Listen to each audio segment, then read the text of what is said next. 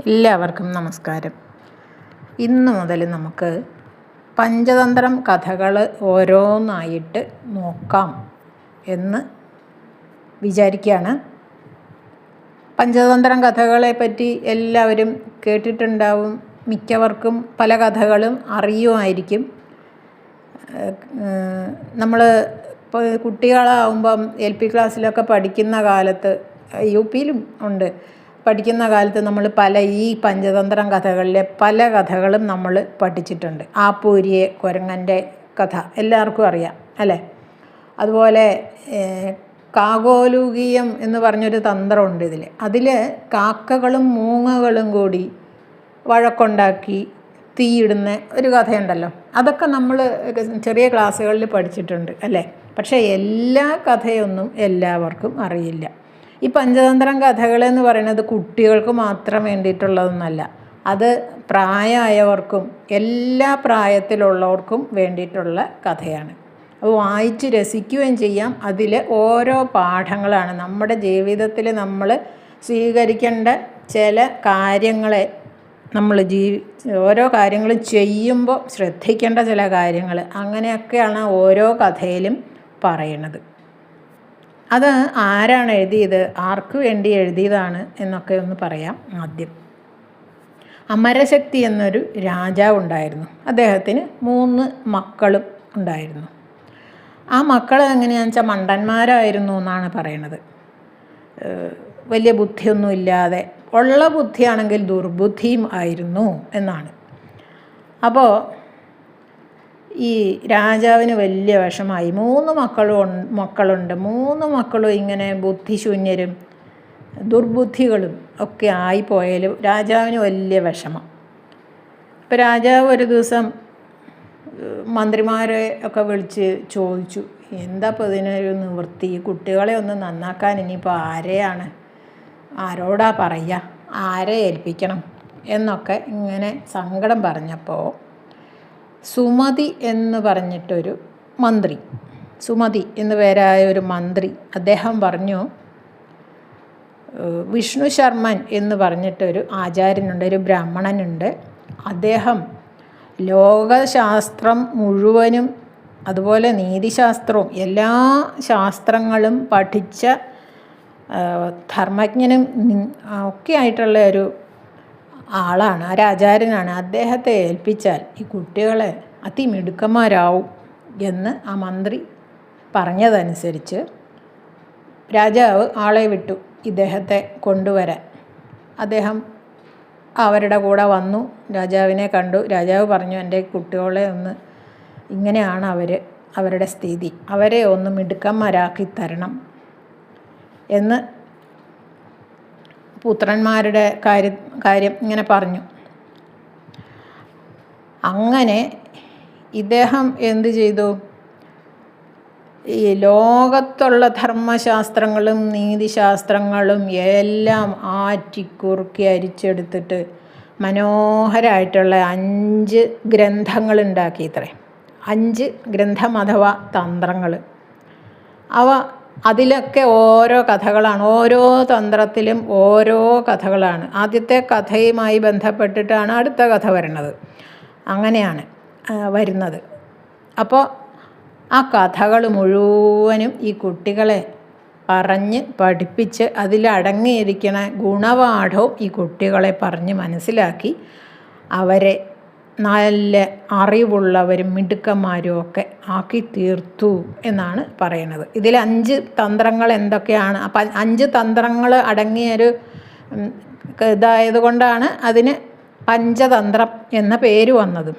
ഇതിൽ മിത്രഭേദം, മിത്രസംപ്രാപ്തി, അതുപോലെ കാകോലൂകീയം, ലബ്ധപ്രണാശനം, അപരീക്ഷിതകാരകം, ഇങ്ങനെയാണ് 5 തന്ത്രങ്ങൾ. ഇതിൽ ഓരോ തന്ത്രത്തിലും ഒരുപാട് കഥകളുണ്ട്. ഇത് ശരിയായ രീതിയിൽ ഈ കുട്ടികളെ പഠിപ്പിച്ചു ഈ വിഷ്ണു ശർമ്മൻ. അവരെ സകല നിയമങ്ങളിലും ധർമ്മശാസ്ത്രങ്ങളിലും ഒക്കെ അറിവുള്ളവരാക്കി രാജാവിനെ ഏൽപ്പിച്ചു വിഷ്ണു ശർമ്മൻ.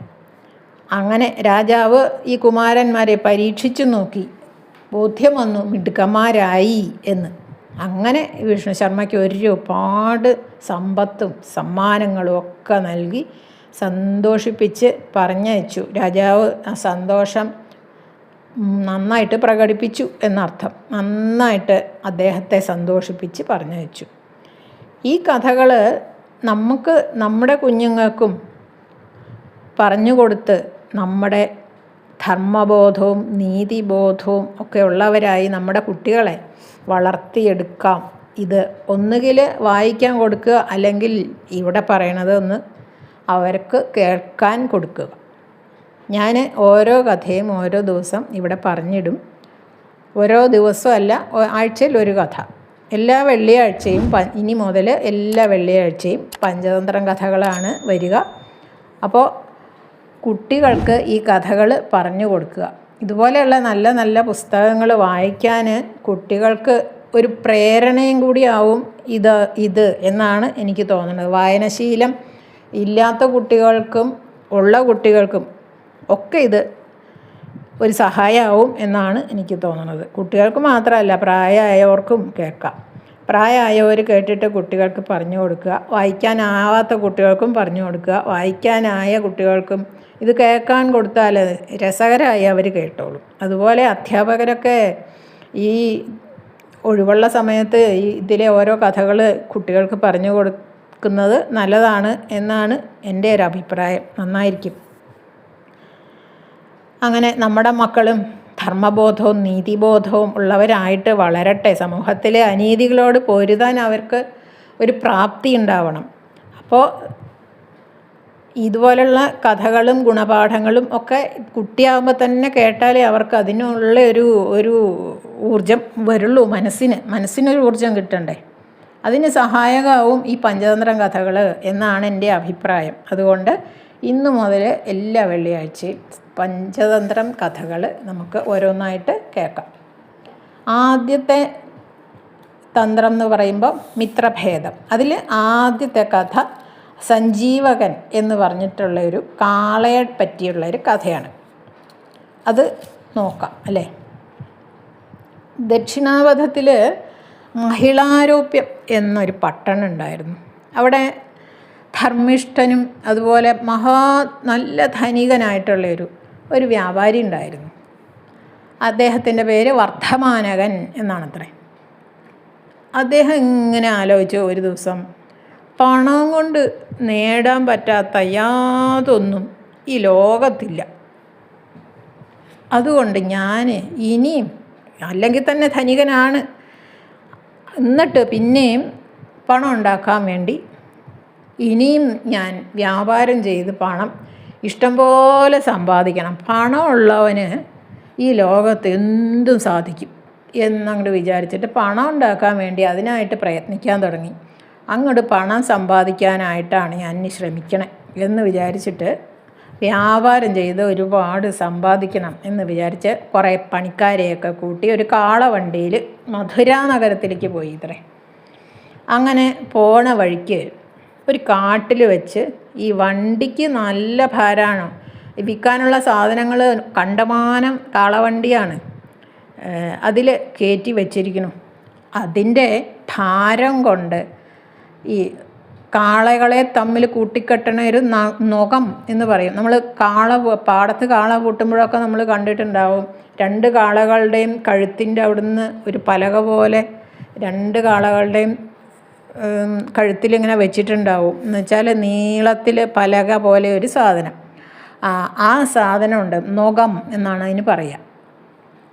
ആ സാധനം പൊട്ടിപ്പോയി ഭാരക്കൂടുതൽ കൊണ്ട്. അപ്പോൾ ഈ സഞ്ജീവകൻ എന്ന് പറയുന്ന കാളയുടെ കാല് ചേറ് നിറഞ്ഞ സ്ഥലമായിരുന്നു. ആ കാളയുടെ കാല് ഈ ചേറിൽ പൂണ്ടുപോയി. ഈ നുകവും പൊട്ടി.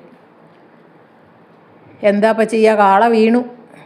അപ്പോൾ വർദ്ധമാനകൻ എന്ത് ചെയ്തു? 3 രാത്രി 3 പകലും ഈ കാള എണീക്കും എന്ന് വിചാരിച്ചിട്ട് കാത്തിരുന്നു. ആ തളർന്ന് കിടക്കണ കിടപ്പാണ് കാള. 3 ദിവസവും കാള എണീറ്റില്ല. അപ്പോൾ അദ്ദേഹം എന്ത് ചെയ്തു? ഈ കാളയെ നോക്കാൻ വേണ്ടി ഈ പണിക്കാരെ ചിലരെ, കൂടെ പോകുന്ന പണിക്കാരുണ്ടല്ലോ, അവരിൽ ചിലരെ അവിടെ നിർത്തി. ഈ സഞ്ജീവകനെ ജീവിക്കുകയാണെങ്കിൽ അവനെയും കൂട്ടിക്കൊണ്ട് വന്നാൽ മതി നിങ്ങൾ. അല്ല ഇനി ഇവിടെ കിടന്ന് അങ്ങ് ചാവുകയാണ് എന്ന് വെച്ചാലേ അവൻ്റെ അന്ത്യകർമ്മങ്ങളൊക്കെ ചെയ്തിട്ട് വേണം നിങ്ങൾ വരാൻ എന്നൊക്കെ പറഞ്ഞ് ചട്ടം കെട്ടി വർദ്ധമാനകനും ബാക്കിയുള്ള ഭൃത്യന്മാരും കൂടി മധുരയിലേക്ക് പോയി. ഈ കുറച്ച് പേരും കൂടെ നിന്നു. അങ്ങനെ ഈ സഞ്ജീവകൻ്റെ അടുത്ത് നിർത്തിയ ഭൃത്യന്മാരുണ്ടല്ലോ, അവർ പിറ്റേ ദിവസം തന്നെ അവനെ കാട്ടിൽ ഒറ്റയ്ക്ക് ഇട്ടിട്ട് വേഗം പോയി വേഗം നടന്ന് വർദ്ധമാനകൻ്റെ കൂടെ എത്തി. അപ്പോൾ വർദ്ധമാനകൻ ചോദിച്ചു, കാളയ്ക്ക് എന്താ പറ്റിയെന്ന് ചോദിച്ചു. അപ്പം അവർ പറഞ്ഞു, സഞ്ജീവകൻ ചത്തു, അവൻ്റെ ദേഹമൊക്കെ ഞങ്ങൾ ചിത കൂട്ടി ദഹിപ്പിച്ചു എന്നൊക്കെ പറഞ്ഞ് അങ്ങോട്ട് വിശ്വസിപ്പിച്ചു അയാളെ. വർദ്ധമാനകന് വലിയ സങ്കടമായി. കുറേ കാലമായിട്ട് സഞ്ജീവകൻ കൂടെ ഉണ്ടായിരുന്നതായിരിക്കും. അപ്പോൾ അവൻ ചത്തു എന്ന് പറഞ്ഞപ്പോൾ വർദ്ധമാനകന് വലിയ സങ്കടമായി. അപ്പോൾ അങ്ങനെ അവർ പോയി, മധുരയിലേക്ക് പോയി. പക്ഷേ സഞ്ജീവകൻ എന്താണ് സംഭവിച്ചത്? സഞ്ജീവകൻ ചത്തിട്ടുണ്ടായിരുന്നില്ല. ഇത് യമുനയുടെ തീരത്താണ് അവൻ കിടക്കണത്, ഈ ചതുപ്പ് നിലത്ത്. അങ്ങനെ ഈ യമുനയെന്നുള്ള നല്ല ഇളം കാറ്റും ഒക്കെ വന്നപ്പോൾ അവന് പതുക്കെ ബോധം വന്നു. അവനിങ്ങനെ ഞൊണ്ടി കാലൊക്കെ വലിച്ചെടുത്ത് ഞൊണ്ടി യമുനയുടെ തീരത്തെത്തി. അവൻ അവിടെ യമുനയിൽ നിന്ന് വെള്ളവും കുടിച്ചു. അതുപോലെ യമുനയുടെ തീരത്ത് നല്ല പച്ച പുല്ല് ഉണ്ട്, ഇളം പുല്ല്, അതൊക്കെ തിന്ന് അങ്ങനെ നടന്നു സുഖമായിട്ട്. ഒരു പണിയെടുക്കണ്ട, അങ്ങനെ സുഖമായിട്ട് നടന്നു. അങ്ങനെ കുറച്ച് ദിവസം കഴിഞ്ഞപ്പോൾ അവനങ്ങനെ തടിച്ച് കൊഴുത്ത് നല്ലൊരു ആനയുടെ വലിപ്പമായി എന്നാണ് പറയണത്. ആനയെപ്പോലെ ഇങ്ങനെ വലിയൊരു ആയി, വലിയ രൂപമായി. അങ്ങനെ മുക്കറയിട്ടിങ്ങനെ നടക്കുകയാണ് ആ കാട്ടിൽ. അപ്പം എന്താണ് പറയണത്? വിധി രക്ഷിക്കാൻ ഉറച്ചവനെ കാട്ടിലെറിഞ്ഞാൽ അവൻ ജീവിക്കും എന്നാണ് പറയണത്. വിധി നശിപ്പിക്കാനാണ് ഉദ്ദേശിച്ചിട്ടുള്ളത് എന്ന് വെച്ചാൽ വീടിൻ്റെ ഉള്ളിലിരുന്നാലും മരിക്കും. അത് നമുക്ക് അനുഭവമാണല്ലോ. നമ്മൾ എന്തെല്ലാം വാർത്തകൾ കേൾക്കണു അല്ലേ? എത്ര വാർത്തകളാണ് നമ്മൾ ഒരു ദിവസം കേൾക്കണത്. റോഡിൽ കൂടി പോകുമ്പം ആ കാറിലൊക്കെ പോകുമ്പോൾ ആ കാറ് കടന്നു പോണ ആ സമയത്ത് തന്നെ മരം വീണിട്ട് മരിച്ചു എന്നൊക്കെ കേൾക്കണില്ലേ നമ്മൾ? അതുപോലെ തലനാരിഴയ്ക്ക് രക്ഷപ്പെട്ട സംഗതികളും നമ്മൾ കേട്ടിട്ടുണ്ട്. അതുപോലെ വീടിൻ്റെ ഉള്ളിൽ സുഖമായിട്ട് കിടന്ന് ഉറങ്ങണവർക്ക് ആപത്ത് വന്നത് നമ്മൾ എത്രയോ കേട്ടിരിക്കുന്നു അല്ലേ? അപ്പോൾ വിധിയാണ് ഇതൊക്കെ തീരുമാനിക്കണത്, രക്ഷയും ശിക്ഷയും ഒക്കെ. അപ്പോൾ അവൻ അവിടെ അങ്ങനെ വിഹരിക്കുകയാണ്, സഞ്ജീവകൻ. ആ കാട്ടിൽ അങ്ങനെ ഒരു ദിവസം ഒരു സിംഹം ഈ യമുനയിൽ നിന്ന് വെള്ളം കുടിക്കാനായിട്ട് വന്നു. അവൻ്റെ പേരെന്താണെന്ന് വെച്ചാൽ പിങ്കളകൻ എന്നാണ്. അവൻ്റെ പരിചാരകന്മാരായിട്ട് വേറെ കുറേ മൃഗങ്ങളൊക്കെ ഉണ്ട് കേട്ടോ. അവനിങ്ങനെ ഈ വെള്ളം കുടിക്കാനായിട്ട് ഇങ്ങോട്ട് വന്നപ്പോൾ ഈ സഞ്ജീവകൻ്റെ മുക്കറയിടുന്ന ശബ്ദം കേട്ടു. ആ ശബ്ദം കേട്ടപ്പോൾ അവന് നല്ല പരിഭ്രമമായി. ഇതെന്ത് ശബ്ദമാണ് ഇത് കേൾക്കണത് എന്ന് വിചാരിച്ചിട്ട് ആകെ പേടിച്ചു കേട്ടോ. പക്ഷേ ആ പേടിയൊന്നും പുറമേ കാണിക്കാതെ എല്ലാവരെയും വിളിച്ചു കൂട്ടി അവിടെ ഒരു ആലിൻ്റെ ചോട്ടിൽ പോയി ഇരുന്നു. അപ്പോൾ അങ്ങനെ ആലോചിച്ചിരിക്കുകയാണ്, എന്താ ചെയ്യുക, എവിടുന്നാണ് ഈ ശബ്ദം വരണേന്ന് ഒരു പിടിയില്ല. അപ്പോൾ ശബ്ദം ഇങ്ങനെ കേൾക്കുന്നുണ്ടാകെ പേടിയായി. പക്ഷേ രാജാവല്ലേ കാട്ടിലെ, അപ്പോൾ മറ്റുള്ള പ്രജകളുടെ മുമ്പിൽ പേടിയൊന്നും കാണിക്കാനും പറ്റില്ല. അപ്പോൾ പിങ്കളകൻ്റെ കൂട്ടത്തിൽ കരടകനെന്നും ദമനകനെന്നും പേരുള്ള 2 കൂർക്കന്മാരുണ്ടായിരുന്നു. അവരിൽ ഈ ദമനകൻ സ്വകാര്യമായിട്ട് കരടകനോട് ചോദിച്ചു, ഈ വെള്ളം കുടിക്കാൻ വന്ന ഈ നമ്മുടെ യജമാനനുണ്ടല്ലോ, ഇങ്ങനെ വല്ലാണ്ട് പരിഭ്രമിച്ചും ദുഃഖിച്ചും ഒക്കെ ഈ ആലിൻ്റെ ചോട്ടിൽ കുത്തിയിരിക്കണം എന്തിനാണാവോ എന്ന് കരടകനോട് ചോദിച്ചു, സ്വകാര്യമായിട്ട് ആരും കേൾക്കാണ്ട്. അപ്പം കരടകൻ പറഞ്ഞു, അവനോന് ആവശ്യമില്ലാത്ത കാര്യത്തിലൊന്നും ഇടപെടണ്ട, അങ്ങനെ ഇടപെട്ടിട്ടുണ്ടെങ്കിലേ ആപ്പൂരിയ കോരങ്ങൻ്റെ ഗതിയാവും, അതുപോലെയാവും, നശിക്കും എന്ന് പറഞ്ഞു. മിണ്ടാണ്ടിരുന്നാൽ മതി എന്നർത്ഥം. രാജാവിൻ്റെ കാര്യത്തിലൊന്നും ഇടപെടാൻ പോകണ്ട എന്നർത്ഥം. അപ്പോൾ നമുക്ക് ആവശ്യമുള്ള കാര്യത്തിലേ ഇടപെടാൻ പാടുള്ളൂ. ആവശ്യമില്ലാത്ത കാര്യം വരുമ്പം മിണ്ടാതിരിക്കുക, അതാണ് പറയണത് കരടകൻ. അപ്പോൾ ദമനകൻ ചോദിച്ചു, അതെന്ത് കഥയാണ് ഈ ആപ്പൂര്യ കുരങ്ങൻ്റെ കഥ?